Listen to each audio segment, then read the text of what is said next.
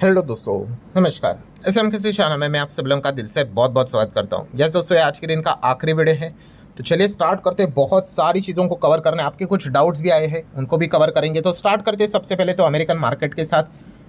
कुछ ही टाइम पहले हम लोगों ने वीडियो कवर की थी, तभी देखा था कि 800 850 पॉइंट तेज़ी के साथ चल रहा है और अभी भी तेज़ी इंटैक्ट है। तो चलिए, ये अच्छी बात है। सिमिलर वे नेस्डेक की बात कर रहे हैं, नेस्डेक के लिए भी अच्छी बात है कि हरे रंग में आते हुए देखने को मिल रहा है। काफ़ी लाल रंग में चल रहा था नेस्डेक, 200 पॉइंट नीचे था एंड वहाँ से रिकवरी होते हुए देखने को मिल रही है। हमारे एडीआर की बात कर ले तो इन्फोसिस का एडीआर यहाँ पे 1.5% ऊपर है। विप्रो का एडीआर लगभग 2% के आसपास डाउन है। एचडीएफसी बैंक के एडीआर में अच्छी तेज़ी है। आईसीसी बैंक के एडीआर में भी अच्छी तेज़ी है। डॉक्टर रेड्डीज लैब के एडीआर में भी अच्छी तेज़ी हमें नज़र आ रही है। मतलब अगर देखा गया सिर्फ विप्रो का एडीआर अप्रॉक्सीमेटली 2% डैमेज होते हुए देखने को मिल रहा है। हमारा गिफ्ट निफ्टी कैसा चल रहा है, तो गिफ्ट निफ्टी लास्ट टाइम हमने देखा था तो 80-90 प्लस था, अब तो 120-130 प्लस हमें नज़र यहाँ पे आ रहा है। तो चलिए, अच्छी बात है। अगर इसी प्रकार से अगर सिचुएशन बनी रही तो आप एक्सपेक्ट कर सकते हो भाई कि कल थोड़ा अच्छा गैप अप यहाँ पे हो सकता है। हालांकि यह अभी की स्थिति है, 9:15 बजे मार्केट खुलने से पहले दुनिया उधर की उधर हो जाती है, तो वही स्थिति रहेगी या नहीं, ये आप लोगों ने गिफ्ट निफ्टी को देखकर एक अंदाजा लगाना चाहिए। एनीवेज, देन अगर हम बात करें दोस्तों तो ICICI bank, yes ICICI bank को लेकर भी काफ़ी लोग पूछ रहे हैं सर सेबी का क्या मतलब वार्निंग आया है, एग्जैक्टली हुआ क्या है। तो दोस्तों आप देख सकते हैं आईसीआईसीआई बैंक को भी एक वार्निंग लेटर इशू हुआ है सेबी की ओर से। क्यों? Because of FPI transaction violation. मतलब ये वीआरआर फ्रेमवर्क यहाँ पे क्या होता है, तो एग्जैक्टली हुआ क्या है, तो एकदम आसान भाषा में बताता हूँ दोस्तों कि समझ लो कि विदेशी इन्वेस्टर है, उनको यहाँ पे पैसा लगाना है तो वो आईसीआईसीआई बैंक के थ्रू यहाँ पे लगाएंगे। तो इस चीज़ के चलते दोस्तों आप मान लो एक लॉकिंग पीरियड होगा फॉर एग्जांपल 3 साल के लिए, ठीक है, तो तब तक तो उनको रहना पड़ेगा। तो यहाँ पे हुआ क्या है कि लॉकिंग पीरियड से पहले ही चीज़ें लेकर जा रहे हैं। तो जैसे ही चीज़ पता चली तो सेबी ने यहाँ पे क्या किया है, फिलहाल तो आईसीआईसीआई बैंक को एक वार्निंग दी है, ठीक है, कोई पेनाल्टी नहीं लगाई, ये एक उनके लिए अच्छी बात है। बट यस, अगर दोबारा ये होता है तो इनके ऊपर एक सीरियस एक्शन लिया जा सकता है। तो ये चीज़ें हमें देखने को मिली है। देन फिजिक्स वाला की भी बात कर ले, काफ़ी लोगों के कमेंट आए कि फिजिक्स वाला सर 15-16% भागा है, उसके पीछे का रीज़न क्या है। सो खबर अगर हम पढ़ेंगे तो आप देख सकते हैं फिजिक्स वाला भागा है because of scrapping direct lending for student financing. मतलब यहाँ पे आप चेक कर सकते हैं दोस्तों कि फिजिक्स वाला ने डिसीजन लिया है कि स्टूडेंट को वो लेंडिंग पैसे तो देंगे बट कैसे, एनबीएफसी के साथ पार्टनरशिप करके। मतलब देखिए, अभी कुछ दिनों पहले क्या हुआ था कि फिजिक्स वाला ने कहा था कि स्टूडेंट को, काफ़ी सारे स्टूडेंट ऐसे होते हैं जिनको लोन की रिक्वायरमेंट होती है एजुकेशन लोन के हिसाब से, तो उन्होंने एक सब्सिडरी फॉर्म की थी फिन्स फाइनेंस करके, लगभग 100-120 करोड़ कुछ तो उन्होंने लगाया था उसमें। और उस सब्सिडरी के थ्रू क्या करेंगे पता है वो, कि वो स्टूडेंट को पैसा देंगे, लोन देंगे। तो काफ़ी जो स्टेक होल्डर थे, शेयर होल्डर थे फिजिक्स वाला की इस मतलब स्ट्रैटेजी के चलते नाराज थे। उन्होंने इसका विरोध किया था कि आप एडटेक वाली कंपनी, आप क्यों ये फाइनेंस बिजनेस में एंटर कर रहे हैं, आपको पता है ये फाइनेंस के रूल इतने सख्त होते हैं। मतलब यहाँ पे फाइनेंस डिपार्टमेंट पीछे लग जाएगा, आरबीआई पीछे लग जाएगा, तो लेने के देने पड़ जाएंगे। सो आप इस मामले में मत पड़ो। और इतना ज़्यादा नेगेटिव फीडबैक आया तो फाइनली जाके फिजिक्स वाला ने क्या कर दिया, यस ये जो डायरेक्ट लेंडिंग वाला जो उनका प्लान था वो उन्होंने स्क्रैप कर दिया। उन्होंने बोला हम लोन देंगे बट कैसे, चलो एनबीएफसी के साथ टाई अप करते और स्टूडेंट को पैसे देते। तो चलिए, ये वाला जो फैसला लिया फिजिक्स वाला ने, मतलब स्टेक होल्डर शेयर होल्डर की बात सुनी, और जैसे ही ये बात सुनी उसके बाद आप देख सकते हैं शेयर होल्डर काफ़ी खुश हो गए, स्टॉक 15.5% यहाँ पे भागा है।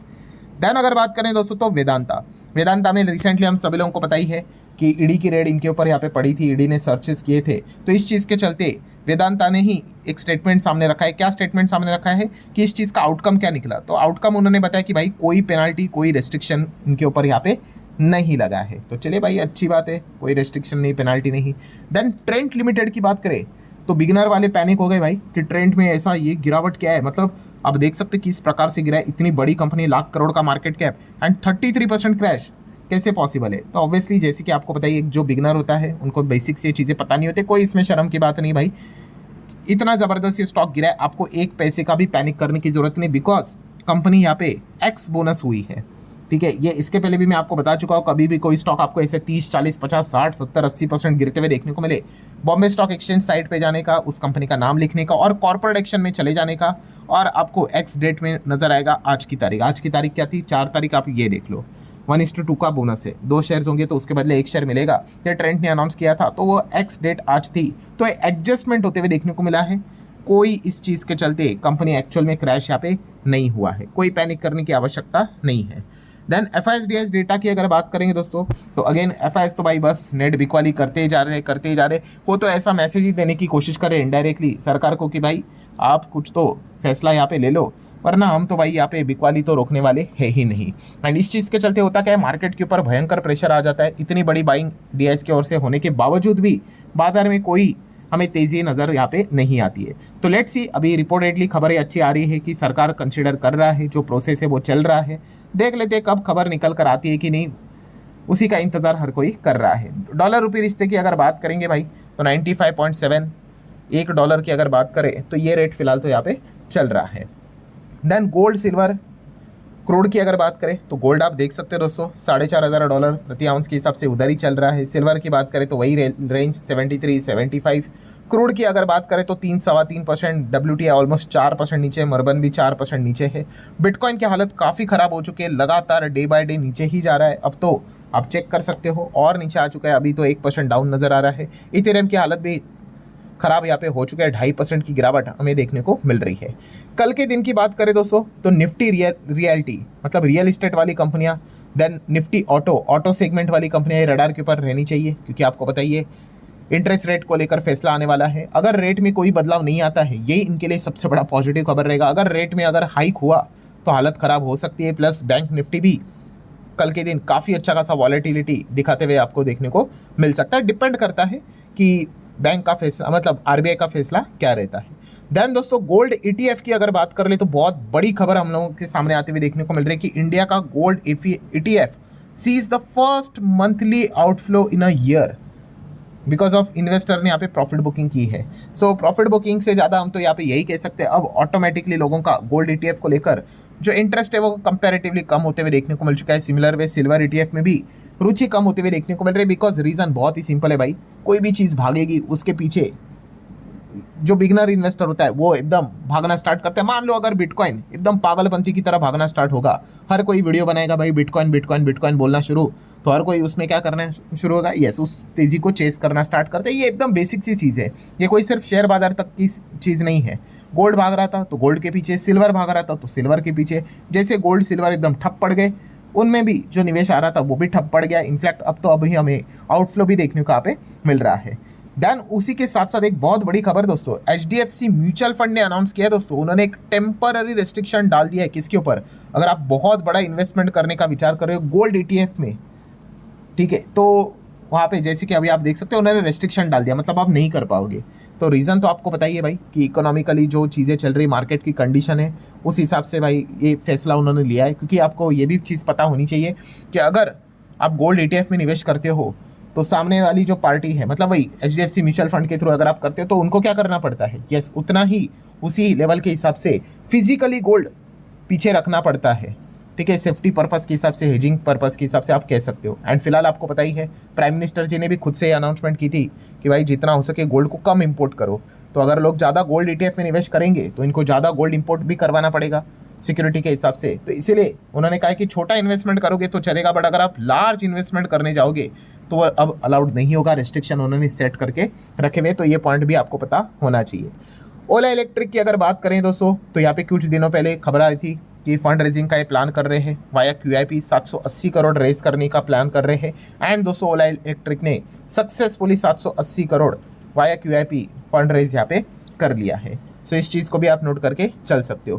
देन अगर बात करेंगे दोस्तों, तो इंडिगो एयरलाइन कंपनी की तो हालत तो यहाँ पे खराब ही है। एक्सटर्नल इशू है, बट क्या ही करे भाई, सिचुएशन काफ़ी इनके लिए गंभीर है। एंड आप देख सकते हो बिजनेस के ऊपर इम्पैक्ट आ रहा है दोस्तों। अब यहाँ पे क्या कर रहे हैं, इंडिगो वाले फ्लाइट्स को सस्पेंड कर रहे हैं। ठीक है, कुछ तो मतलब हम कह सकते हैं रेस्ट्रिक्शंस भी रहते हैं, बट खास करके आपको पता ही है जितना हो सके वो यहाँ पे क्या कर रहे हैं, चीज़ों को कॉस्ट को बचाने की कोशिश यहाँ पे कर रहे हैं। मतलब आप सोच कर देख लो कि फ्लाइट यहाँ पे ना उड़ाना, इस लेवल पे ये चीज़ें आते हुए देखने को मिल रही है। तो फिलहाल ये जो सस्पेंशन चल रहा है, हांगकांग की बात कर ले, शंघाई की बात कर ले, और भी अलग अलग डेस्टिनेशन है साउदर्न ईस्ट मतलब एशिया को लेकर, तो बताया कि लगभग 30 सितंबर तक ये ऑपरेशन हमें सस्पेंड रहते हुए देखने को मिलने वाले हैं। तो काफ़ी लंबे समय तक ये चीज़ें होती हुई देखने को मिलेगी, इसको आप नोट करके चल सकते हो।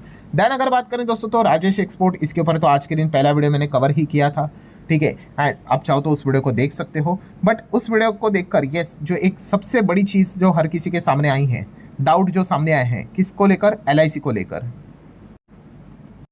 कि सर यहाँ पे LIC का 10% स्टेक है उसमें, एंड राजेश एक्सपोर्ट तो गिर गया, LIC भी 1% गिरा, तो LIC क्या इस चीज़ के चलते बर्बाद होगा? तो दोस्तों बिल्कुल भी नहीं, ठीक है। अब LIC की अगर बात करें, उन्होंने जो 10% लगाया राजेश एक्सपोर्ट में, वो कितना होगा? एकदम पीक पे पकड़ लो भाई, उन्होंने 2000 करोड़ लगाया होगा, मान के चलो। अब ऊपर से इतना गिरा है तो बचा होगा कितना, 300-400 करोड़, मान लो जीरो ही हो गया। अब ओवरऑल LIC का वैल्यूएशन कितना है अभी इतना सब कुछ होने के बावजूद? 2.5 लाख करोड़, ठीक है। तो 2000 करोड़ जाने के चलते, ठीक है, ये तो बुरी खबर है भाई, इसको सेलिब्रेट थोड़ी ना करेगा। तो मार्केट ने जितना रिएक्शन दिखाना था 1% की गिरावट के साथ, वो तो LIC को दिखा दिया है, ठीक है। तो 2.5 लाख करोड़ की कंपनी भाई LIC, तो 2000 करोड़ डूबने से उनको मतलब ये कहना कि भाई कंपनी डूब जाएगी, तो वैसा तो होगा नहीं, ठीक है। LIC ने तो भाई अदानी सागा जो हुआ था आपको पता ही होगा, और हिंडनबर्ग एंड ऑल दैट, उसको पचा लिया। तो ये वाली चीज़ें तो मतलब LIC के लिए कोई बहुत बड़ी बात यहाँ पे है नहीं। देन अगर हम बात करें दोस्तों तो यस, एक और अच्छी खबर आ रही है कि ट्रम्प के ऊपर बार बार यहाँ पे प्रेशर बन रहा है। मतलब US हाउस की अगर बात करें, उन्होंने रेजोल्यूशन पास किया है वॉर को ख़त्म करने के लिए। तो चलिए अच्छी बात है भाई, जितना ट्रम्प के ऊपर प्रेशर बनेगा उतना ही ये जो रायता फैलाया हुआ है उन्होंने, वो जल्द से जल्द खत्म यहाँ पे हो सकता है। चलो वीडियो क्लोज करने से पहले एक और बार अमेरिकन मार्केट के दर्शन कर लेते। सेम अच्छी बात है, 800 पॉइंट की तेज़ी नज़र आ रही है, एंड गिफ्ट निफ्टी भी 100 प्लस 120 पॉइंट चलते हुए नजर यहाँ पे आ रहा है। सो चले लेट नाइट की अगर बात कर ले, जो भी सिनेरियो हमें देखने को मिल रहा है, इससे यही पता चलता है कि कल शायद से बाजार अच्छा परफॉर्मेंस कर सकता है, मतलब एटलीस्ट गैप अप नजर आ रहा है, ठीक है। बट स्टिल सुबह तक आपने चेक करना है वापस, गिफ्ट निफ्टी 6:30 बजे खुलेगा, तब वो किस लेवल पे रहता है ये भी देखने वाली बात है, क्योंकि मार्केट है भाई, होने के लिए दुनिया इधर की इधर यहाँ पे हो जाती है। बट लेट नाइट तो ये संकेत दे रहे भाई कि कल का दिन शायद से शुरुआत तो अच्छा यहाँ पे करवा सकता है, एंड उसके बाद तो भाई बहुत बड़े बड़े खबरें सामने आने वाली है RBI की ओर से, फिर उसके बाद GDP का डेटा, नॉन फॉर्म पेरोल का डेटा, बहुत सारी चीज़ें। सो ठीक है, कल का दिन तो काफ़ी इंटरेस्टिंग रहेगा, काफ़ी इंपॉर्टेंट भी रहेगा। सो इसके ऊपर भी मैं ऑलरेडी वीडियो बना चुका, आप चाहो तो उसको भी स्टडी कर सकते हो। ये वीडियो हेल्पफुल लगा होगा, चाहो तो लाइक एंड शेयर कर सकते हैं। आप डायरेक्टली मिलते हैं कल, तब तक के लिए बाय बाय।